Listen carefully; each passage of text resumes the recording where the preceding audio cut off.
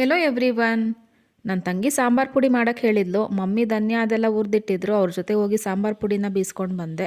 ಇವತ್ತು ಬೆಳಗ್ಗೆನೇ ನಮ್ಮ ಆಂಟಿದಿರು ನಮ್ಮ ಮನೆಗೆ ಬರ್ತೀವಿ ಅಂತ ಫೋನ್ ಮಾಡಿ ಹೇಳಿದರು. ನಮ್ಮ ಆಂಟಿದಿರು ಅಂತಂದರೆ ನಮ್ಮ ಅಜ್ಜಿಯವ್ರ ತಂಗಿ ಮಕ್ಳುಗಳು. ಅವ್ರು ನಮ್ಮ ಜೊತೆನಲ್ಲಿದ್ದರೆ ಟೈಮ್ ಹೇಗೆ ಹೋಗುತ್ತೆ ಅನ್ನೋದೇ ಗೊತ್ತಾಗಲ್ಲ.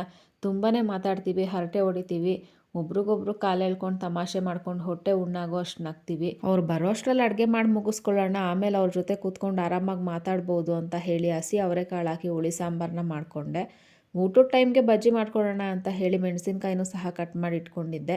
ಸುಮಾರು 6-7 ತಿಂಗಳಾಗಿತ್ತು ನಾವು ಮೀಟ್ ಮಾಡಿ. ನಮ್ಮ ಮನೆ ಗೃಹ ಪ್ರವೇಶದಲ್ಲಿ ಅವ್ರು ನಮ್ಮ ಮನೆಗೆ ಬಂದಿದ್ದು.